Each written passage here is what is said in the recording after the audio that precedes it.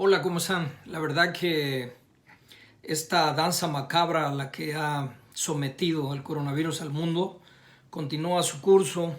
Eh, en el mundo hay ya 1.585.000 casos con casi 100.000 personas fallecidas.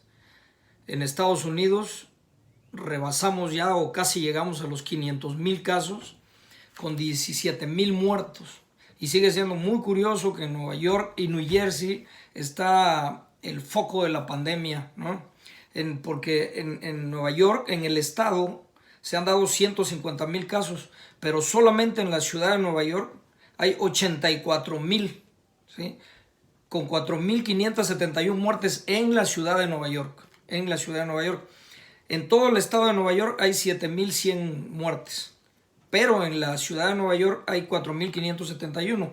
Y hago hincapié, destaco este número de la ciudad de Nueva York porque ahorita quiero regresar con un detalle.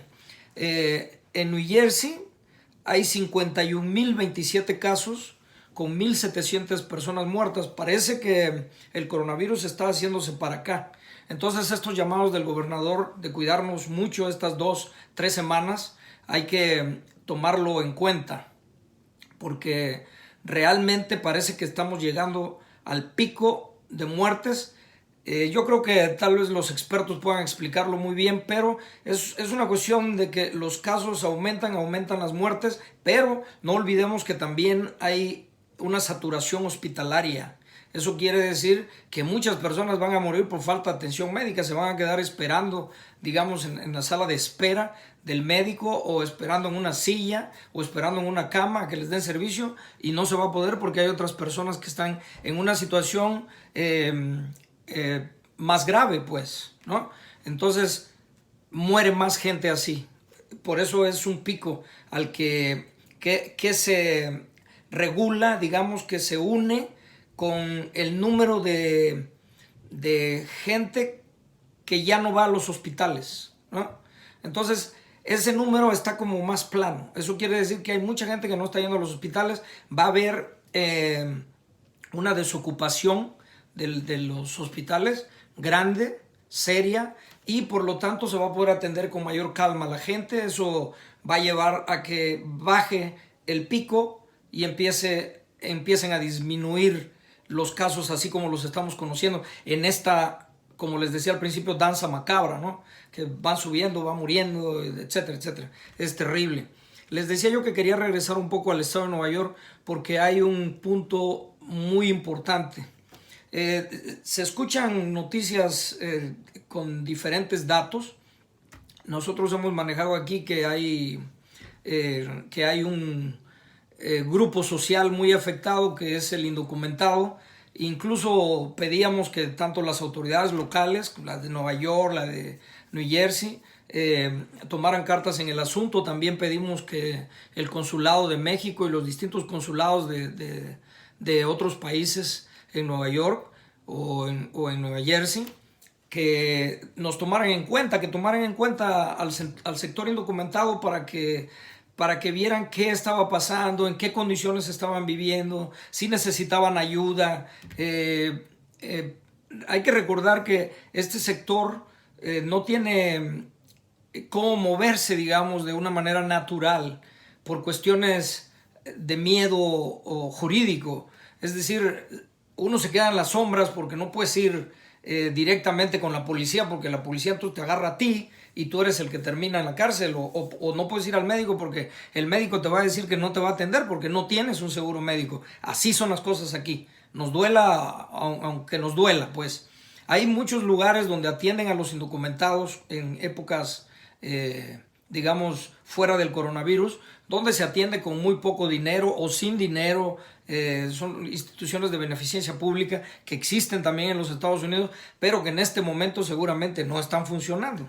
Entonces les decía yo que en Nueva York, este pedido que le hacía yo a las diferentes autoridades, tanto de aquí estatales como al gobierno de México, era porque se escuchaba ya que algunas personas habían muerto. Algunos amigos me decían por WhatsApp o por emails que tal persona había recibido un muerto de coronavirus, etcétera, pero muy poco, ¿no?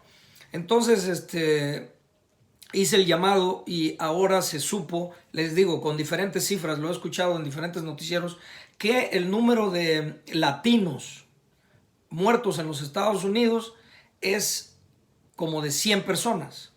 Y dan los lugares, uno aquí, otro allá, 13 de este lado. Pero a mí me parece que las cifras siguen no siendo las reales. A mí me parece que una gran cantidad de latinos ha perecido en Nueva York y está pereciendo en New Jersey. Entonces, ¿por qué? Por las condiciones, cómo vive este sector de la población estadounidense. Entonces, se debe de tomar en cuenta, se los dijimos desde un principio, esto se tiene que tomar en cuenta y se tiene que tomar en cuenta ya, porque es un problema que va a crecer. Vamos, el sector indocumentado tiende a vivir en grupos grandes. Digamos que habitan una casa, alquilan una casa de $3,000 al mes y la pagan entre 5 familias o 4 familias, pero saquen las cuentas con 4 hijos, con 2 sobrinos, etcétera. Entonces hay unas cantidades así como de 15, 20 personas por casa. Debe de tomarse en cuenta porque si no las cosas van a ser peores. Escuché a un señor hablando del número de fallecidos, de latinos fallecidos, y para él las cantidades se acercan al 30%. Es decir, si estamos hablando de que en la ciudad de Nueva York hubo o hay hasta el momento 4,571 muertos, ¿sí? Solamente por hablar de Nueva York, entonces tenemos que decir que el 30% es una cantidad significativa en el número de muertos en Nueva York.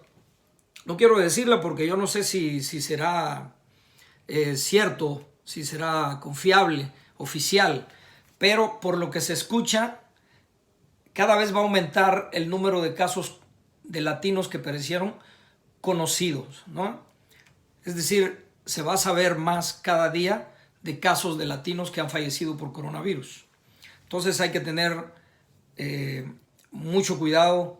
Estas 2 semanas o 3 semanas van a ser muy importantes. Hay que cubrirse la boca si vamos a la calle, si agarramos cosas afuera. Hay que usar guantes, hay que utilizar lentes, hay que cubrirse los ojos también. Hay que bañarse cuando regresamos a casa de trabajar. Hay que mantener las condiciones de higiene lo más que se pueda, porque si no el número de muertos va a seguir aumentando y se trata de que se calme. Incluso ya hay algunas tendencias muy interesantes. Ya se hablaba de 100,000 muertos, de 200,000 muertos, pero precisamente por lo que les he dicho aquí, de quedarnos en la casa, de que somos una barrera contra el virus, se ha logrado bajar. Les aseguro que es eso, porque el virus llega a lugares donde no tiene con quién meterse. O sea, todos estamos en casa, todos estamos resguardados, entonces el virus ya no tiene para dónde moverse, ¿sí? Termina ahí, pues, su mal. Entonces, eso hace que estas tendencias estén mejorando y ahora se hable solamente de 60,000 muertos, solamente digo, ¿no? En esta área. Solamente es un decir porque ya les dije aquí que no somos números, ¿no? Que no somos estadísticas, somos humanos, pero bueno, las cosas son así. Y atrás de cada muerto hay grandes dolores.